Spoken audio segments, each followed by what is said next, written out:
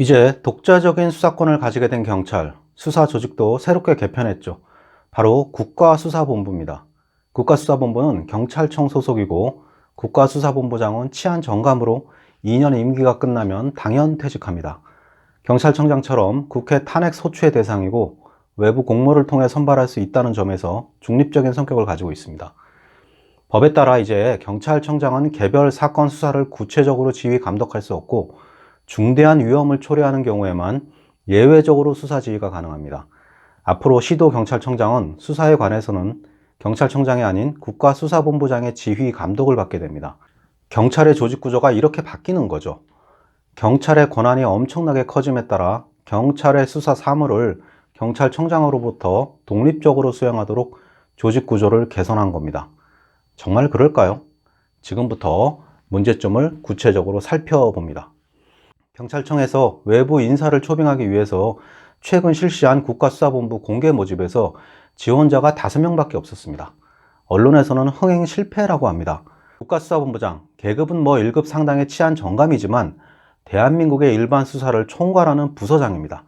이제 공수처나 검찰은 법에서 정한 특정 사건에 대해서만 수사 관할을 가지고 그 외 모든 일반 수사는 경찰 담당이니까요.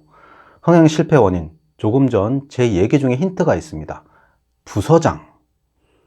행정법 전공자로서 조금 어려운 전문 용어로 설명하자면 이름은 본부장이지만 국가수사본부장은 행정관청도 아니고 행정기관도 아니고 그냥 경찰청장 밑에 있는 하부 조직으로서 보조기관에 불과합니다.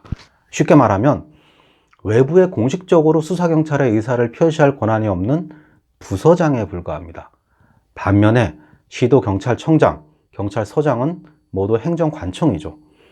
물론 국가수사본부장은 수사 사무에 관하여 경찰청장으로부터 독립된 수사 지휘 감독권을 가집니다. 경찰청 소속의 전국 수사경찰이 3만이 넘습니다. 3만의 수사경찰을 지휘 감독하는 거죠. 형식적으로는. 실제로는 얘기가 달라집니다. 경찰청에서 수사관이 가장 많은 하부 조직은 어디일까요? 당연히 서울경찰청입니다. 경찰청 직속 국가수사본부에는 수사기획, 예산관리, 행정지원 같은 관리 사무가 대부분이고 직접 수사를 하는 부서는 중대범죄수사과, 사이버범죄수사과, 안보수사과 정도밖에 없습니다. 즉 대부분의 범죄는 시도경찰청 아니면 경찰서 형사과, 수사과에서 실제로 수사하는 거죠. 그런 법률에 규정된 것처럼 개별적인 범죄 사건에 있어서 시도경찰청이나 경찰서의 수사를 경찰청 국가수사본부장이 현실적으로 지휘 감독할 수 있는가? 과거의 사례를 통해서 확인해 보겠습니다. 경찰이 지금까지 맡았던 수사 중에서 국가적으로 가장 중요한 사건은 어떤 걸까요? 저는 2012년 국정원 댓글녀 사건이라고 봅니다. 대통령 선거에 명운이 걸린 사건이었죠. 대통령 선거를 일주일 앞두고 국정원 직원이 오피스텔에서 야당 문재인 후보를 비방하는 댓글을 달고 있다는 첩보를 입수하고 기자들과 야당 의원들이 오피스텔 앞을 점거합니다. 관할 수서경찰서장이 현장에 나와서 수사 지휘를 하고 서울경찰청장까지 수사에 관여했다는 의혹을 받았습니다. 수사 라인에 있던 수서경찰서, 서울경찰청 수사관보들이 법정에서는 곤욕을 치렀습니다. 이런 중요한 사건에서 경찰청은 뭘 했을까요?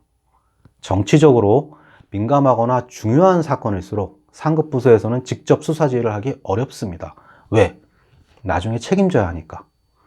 국정원 사건에서도 서울경찰청장이 수서경찰서 수사과장에게 전화한 사실이 수사 압박인지 문제가 되어 재판까지 갔습니다. 현실적으로 국가수사본부장은 시도경찰청, 경찰서 수사의 결과만 보고받고 상황 관리하는 거지 수사를 이래라 저래라 관여하기 어렵습니다. 지금까지 그랬던 것처럼 앞으로도. 수사라는 게 어마어마하게 방대한 자료를 분석하고 결과를 도출하는 작업이 계속 반복이 되는데 경찰청에서는 사실 한두 페이지짜리 요약된 결과 보고만 받는 겁니다.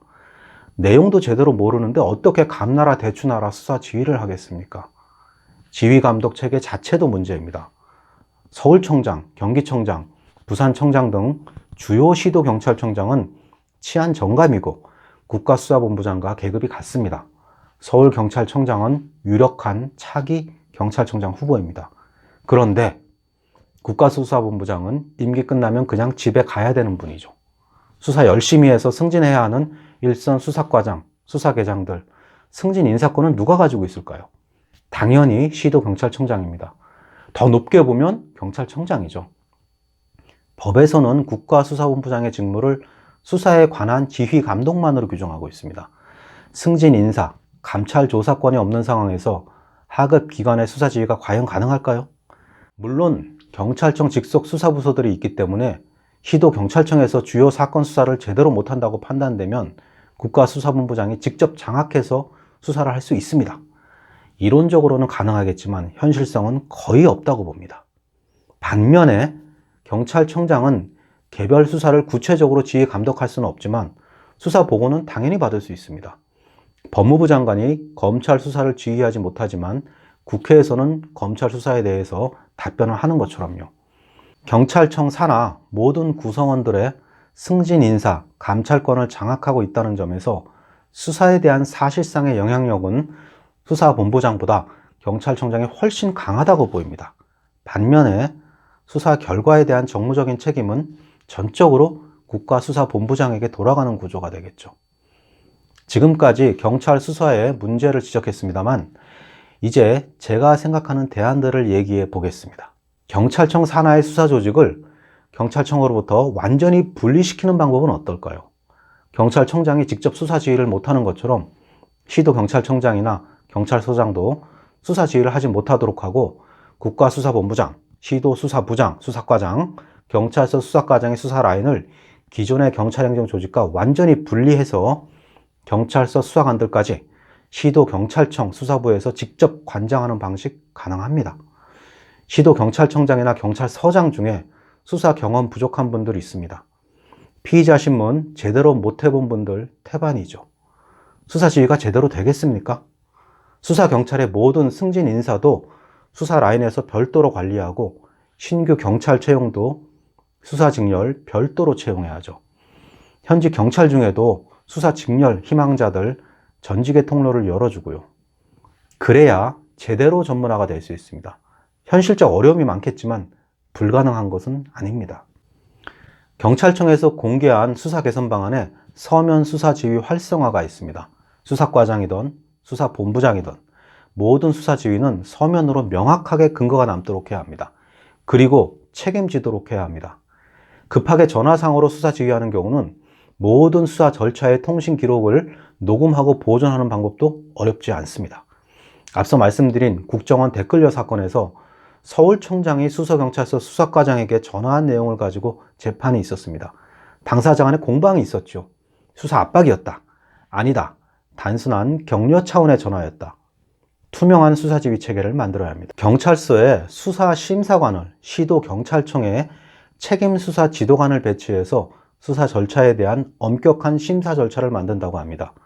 경찰서장의 지휘 감독을 받는 수사심사관이 경찰서 동료인 수사실무자에 대해서 엄격한 수사심사를 하기 어려울 겁니다. 수사심사관은 경찰서가 아닌 시도경찰청 소속으로, 책임수사지도관은 시도경찰청이 아닌 국가수사본부 소속으로 격상시켜 산하기관 파견 형식의 감독 기능으로 보완해야 합니다. 내부 통제에는 한계가 있습니다. 경찰 수사에서 직무유기, 직권남용 혐의가 포착되면 경찰이 직접 수사하지 말고 곧바로 검찰에 수사 의뢰하는 당당한 모습을 보였으면 합니다. 과거에는 검찰과 상명하복 관계였으니 자존심 상하는 일이었지만 이제 대등한 협력 관계입니다. 부정부패 척결하는 데 기관 간 협력 안 하면 도대체 뭘 협력하겠습니까? 제가 앞서 다른 유튜브 편에서 권력이 커지면 부패한다고 얘기했습니다. 경찰 권력이 분명히 커졌습니다. 정치권과 국민들로부터 비판이 나오기 전에 스스로 개혁하는 모습이 있기를 기대합니다.